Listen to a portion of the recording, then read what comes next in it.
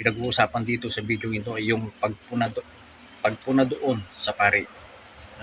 Ang pinag-uusapan dito yung pagpuna niya sa pari. You don't deserve to be priest. Kakahiya ho kayo. Bakit hindi nyo kine-question yung bilyong-bilyong pondong nawawala compare sa 100 millions? Why?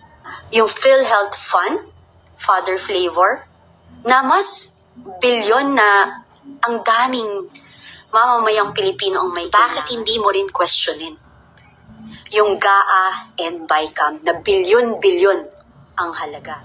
Hindi na ho kayo kapanipaniwala. Sa totoo lang, napaka-ipokrito ninyo. Magandang araw po sa lahat. Magandang umaga. Luzon, Visayas, Mindanao. Ngayon ay Miyerkules na po ng umaga. Makulimlim. Kumusta na po kayo lahat? Sa mga makakapanood nito sa ibang bansa, sa mga kapatid sa Iglesia ni Cristo, maraming salamat po sa patuloy na pagsuporta, pagsubaybay sa ating mga video. Kumusta na po kayong lahat? Mag-iingat po kayong lahat dyan sa ibang bansa, mga kapatid dyan, at sa lahat ng mga kababayan natin na nasa iba't ibang panig ng mundo. Anumang araw ninyo mapanood ito, kumusta po kayong lahat? Muli ay salamat tayo sa Panginoong Diyos dahil sa ganitong paraan makagagawa na naman tayo ng panibagong video. Iba-iba talaga ang paraan ng pagpuna ng tao sa kanyang kapwa. Malalaman mo sa kanyang pananalita, kahit na siya ay may pinag-aralan o mataas ang natapos niya sa pinag-aralan sa buhay na ito. Kahit pa sabihin mong relihiyoso siya, subalit wala sa tamang relihiyon. Bakit ko nasabing ang ganito? Sapagkat napansin po ninyo, napuna ninyo yung pari na nagmisa doon sa Kongreso, pinuna din ni Senador Rodante Marcoleta. Ang sabi niya, nagtaka lang naman ako, bakit may misa doon? Sinong patay? Pinuna niya. Marami siyang sinabi. Ang misa, di ba ginagawa yan sa simbahan? Di ba ginagawa yan? Araw ng kasal, araw ng mga patay, araw ng libing, araw ng binyag. Yun ang sabi ni Senador Rodante Marcoleta. Subalit, ginalang niya yung karapatan ng pare. Ginalang niya yung relihiyon. Malaya tayong mamili ng relihiyon. Hindi niya sinaway na paggalit na nagtanong lang siya, nagtaka. Hindi siya tawag ng atake. Hindi niya kinontra yung ginawa ng pare. Ang sa kanya, kay Senador Rodante Marcoleta, nagtaka lang. Ang sabi niya, yung tagal ko na sa Senado. Ibig ko sabihin, yung pagpuna niya ay hindi po masakit. Pero may mga ibang tao na talagang noong pinuna na siya, talagang masakit. Kagaya ni Ma'am Cathy Binag.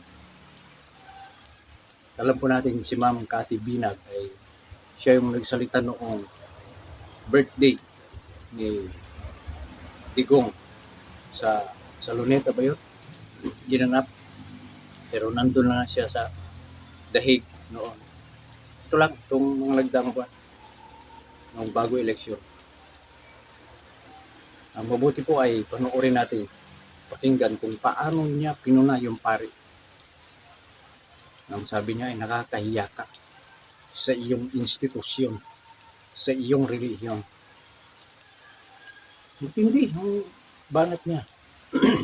Ang katotohanan nga niyan ay pinatawag sa Senado. Maging si Senador Bato de la Rosa Oh, nakapagsalita siya ng hindi maganda doon sa pari. Pero unahin po natin si yung ginawa ni Ma'am Cathy Binag.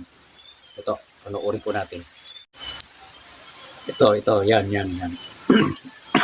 Pero, i-forward ko na lang mamaya. Kasi, yung pare, alam na natin nagsalita tungkol sa 18 senador na umabor na ibalik sa Kongreso yung article of impeachment.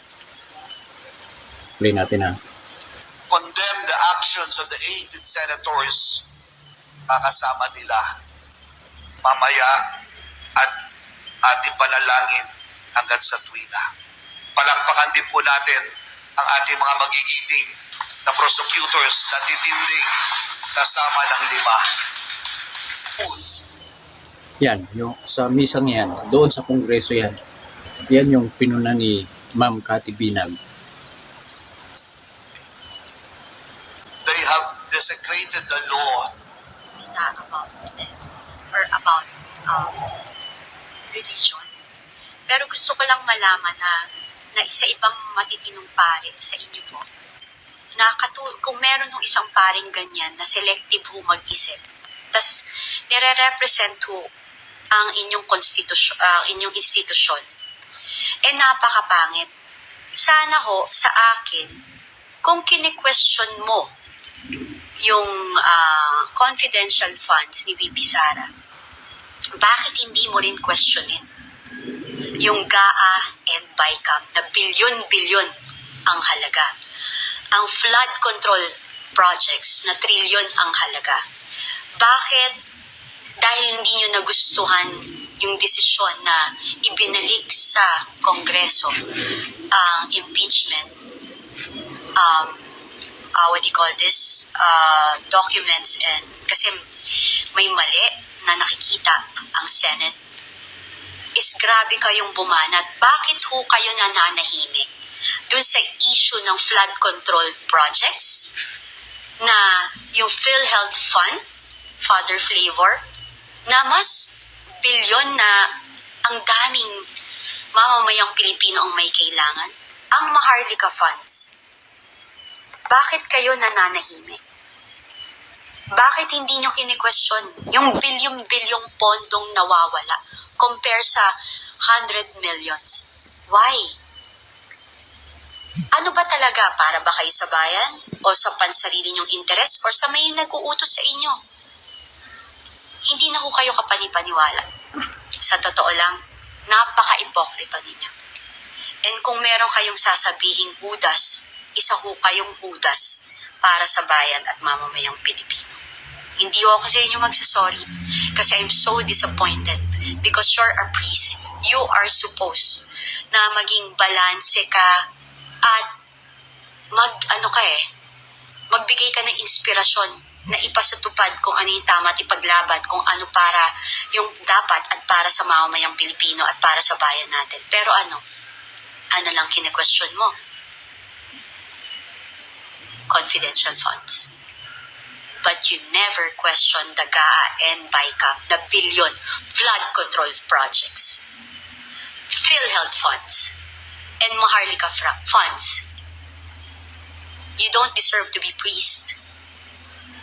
Kakahiya ho kayo. Kasi selective ho kayo. At namamanduhan ho kayo. Hindi ho ng Panginoon, bagkus ng mga demonyo sa paligid nyo. Sana wag nyo na lang hong gamitin yung pagkapari nyo kung ganito rin lang ho kayo. Sa totoo lang, nakakahiya talaga kayo. Hindi ako perpekto, makasalanan ako. Dahil sa buhay ko, katulad ngayon, nagkakasala nga ako ngayon dahil sa inyo. Diba? But I don't care. I need to say this. Kasi yung feeling nyo kung kayo lang pwedeng magsalita, kaming mamamayang Pilipino, pwede rin hong magsalita. Hindi ho tama yung ginagawa nyo. Questionin nyo yung GAA and BICAM. Questionin nyo po yung nawawalang flood control projects. Ang dami pa po.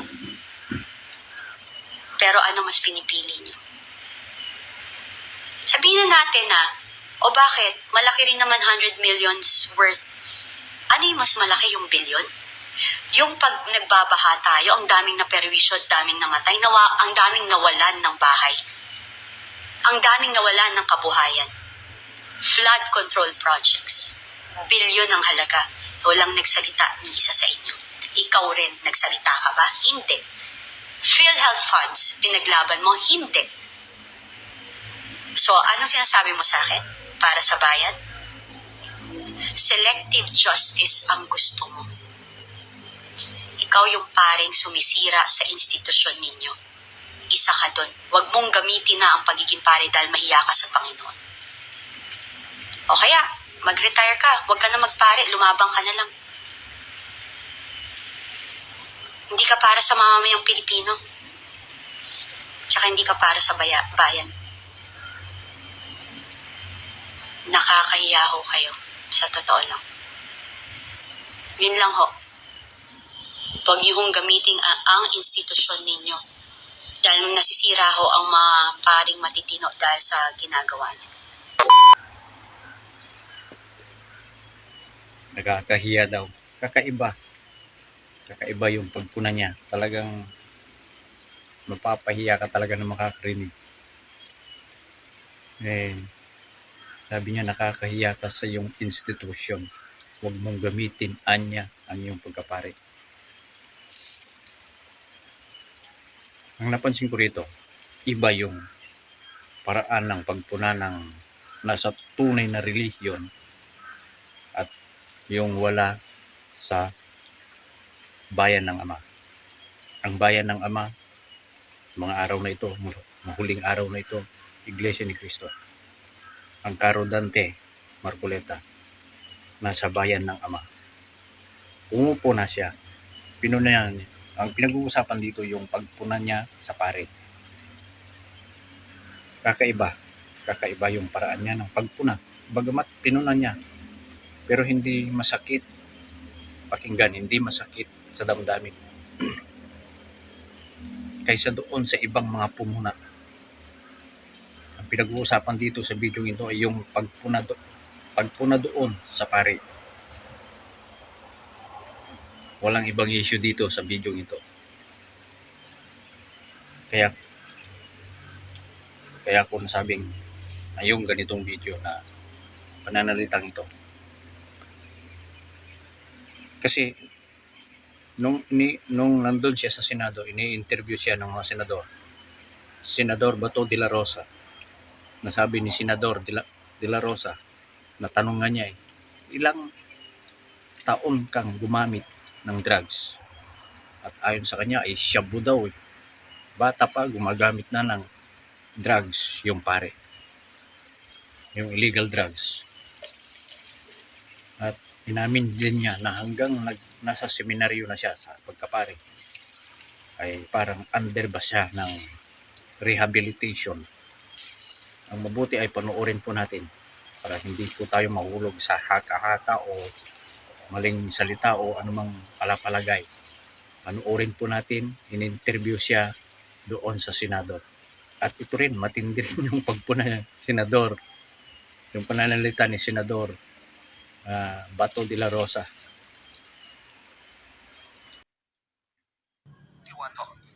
31. So meaning, nasa loob ka pa ng seminaryo, gumagamit ka na Meron siya po mo. akong tinatawag na relapse, Mr. Chair. Relapse. That's good. I congratulate you for reforming your life. And Salamat being a po. good example, I congratulate you. You're a good example to this community. Salamat po, Mr. Chair. Pero hindi po ako gumagawa at nagfa-fabricate o pinapalobo. When you said that you do not intend to hurt the feelings of the bereaved, by the word itself, you already did. Salamat po, Mr. Chair. Well, depende sa inyo yan. That's subjective, Mr. Chair. Kasi sa akin, when I say shit happens, that's for us to blame ourselves. That shit happens. That is not intended for the people or the victim. And Can we contextualize? Aminado naman si Senator Bato, konektado ito sa 1-year-old na namatay, kaya kayo napasalitang shit happens. yes, Mr. Can we, Chair. can we, ilan? Mr. Chair, 3-year-old 3 years old daw. na nangangarap din Okay. maging polis. Sige, Father, ikaw familiar sa what happened doon sa 3 years old na namatay? Sige nga, so that we will see the... Sa pagkaalala ko po ay ito po ay isang police operation at ang hinuhuli nila yung anak, ay yung tatay, at dahil dito ay nadamay po yung anak. Ano? Nadamay yung anak at namatay yung anak. I wouldn't want to give any... Saan po yun? I wouldn't want to give any... Place and then date, and then sa incidenting yun, yung 3 years old lang ang namatay? Kasama po yung ama, Mr. Chair. Kasama ang ama. So, yun. That is the context, ha? Yan, Yes. yan yung context, ha, na nangyari ito. Yes, Mr. Chair, wala naman talagang pulis gustong pumatay ng bata. Kaya nga sabi ko, shit happens. Tinamaan yung bata sa crossfire. Kaya nga, nangyari yun. But, Father, sa investigation ninyo, official police operation yon, na-confirm na ninyo sa HQ? It was po. Kaya Okay, may mga pangalan ng operatives. I think meron po, Mr. Chair, and ayaw kasi mag-appear po nung... Paki-organize na lang po yung data kasi isa na yan sa napag-usapan natin ngayon eh. We are interested in that police operation na may 3-year-old na namatay. Yes, kasama ng kanyang papa siguro, papa? Yes, kasama po. papa. O, sige. Mr. Chair, no-autopsy rin po ni Dr. Raquel Fortun ng bata. So, she can objectively provide the truth in this committee. Salamat po. yeah, Mr. Chair. Senator pa to. Another question. Yung inimbestigahan ninyo, Father, na mga kaso, marami yun, sinabi mo. And you have evidences. Meron kayong proof na sabi mo nga, binalian na kamot. Sabi mo, may mga revolver na paulit-ulit na ginagamit as a exhibit. Then, sa haba ng panahon, Father, ilan na pong kaso na file ninyo? Can I respond, Mr. Chair? Respond to the best of your ability. Okay. Pero hindi naman, I don't think it's responsibility ninyo to file the cases eh. Pero sige, yeah, just... Precisely. Mr. Chair, but since concerned siya, advokasya niya yan, he should see to it that justice must be served to these victims. Hindi po ba mas responsibility ng pulis yan? Responsibility nga ng police, Mr. Chair, pero sila nag-imbestiga, he's provided. Otherwise, kung hindi siya tumulong para mapile yung kaso na yan, halata ng ginagawa niya, puro propaganda. Nagpo-propaganda lang siya. Nagsasabi siyang ganon. Hindi pala siya interested na makuha ang hustisya. Hindi niya pinaluap sa polis kung nakasuhan na itong mga gago na ito. Because for one, I want justice to be served. Lalong-lalo na yung mga inosente na pinatay. Dapat talaga, Father. Baka mas pwede pa akong maging pare kung tutuusin. Kasi gusto ko talaga kung if I have the goods, I have the evidence as you showed that a while ago. Bali-bali na, halatang binugbog mo na bago pinatay eh. Di ba? So, you should pinaluap mo sana yun, na-file yung kaso. Kung hindi mo pinaluap, well, masasabi ko hanggang propaganda ka lang, Father. Mr. Thank you, Chair. Mr. Chair. Mr. Chair. Father, Senator Risa wants to interject something. Sige, Senator Risa. Salamat kayo, Mr. Chair. Brief interjection lang. Yan. Render something ineffective or harmless by applying an opposite force or effect. Ano yung opposite force or effect na sinasabi? Yan ang sinasabi mong negation. Negation operation. Paano gagawin yan? Kasi sabi mo, gusto mo magpulis-pulisan eh. Gusto mo yung term ng pulis, talagang insist yung gusto mong meaning eh. Yung negation operations ay pagkakandak ng operations against the suspects.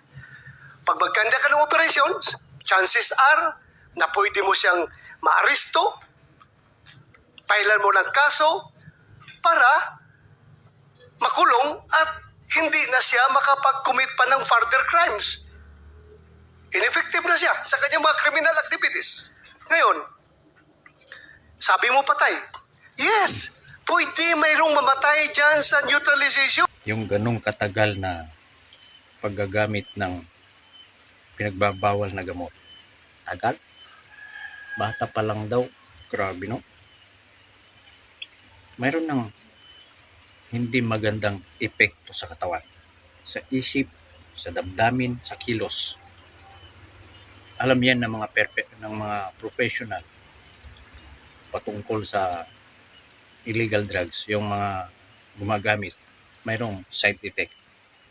Tanungin po ninyo yung mga professional na mga doktor kung o kaya i-search ninyo sa Google kung ano yung side effect sa isip, sa pananalita, sa kilos yung ganong katagal na paggamit ng pinagbabawal na gamot.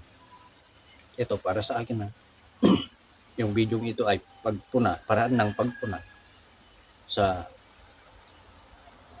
ginawa ng pare na pagmimisa. Iba yung paraan ni Senador Rodante Marcoleta kaysa doon sa kay Senador Bato de la Rosa at kay Ma'am Cathy Binag. Magkakaiba sila. Yung dalawa masakit sa damdamin magpuna pagsasalita. Sabi ni Ma'am Cathy Binag, nakakahiya ka, tumigil ka na lang, huwag mong gamitin yung pagkapari mo.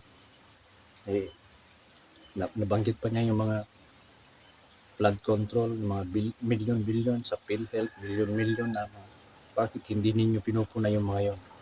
Yung sabi nga niya, yung isang tao lang yung pinupunteriya ninyo, yung Vice President. Dapat sana pangkalahatan, hindi yung isang tao lang. Si Senador Rodante Marcoleta, sabi niya, ay, ganun sila yun ang nila, paraan ginagalang natin. Eka, hindi masakit sa damdamin. Ibig mo sabihin, yung paraan ng pagtuna,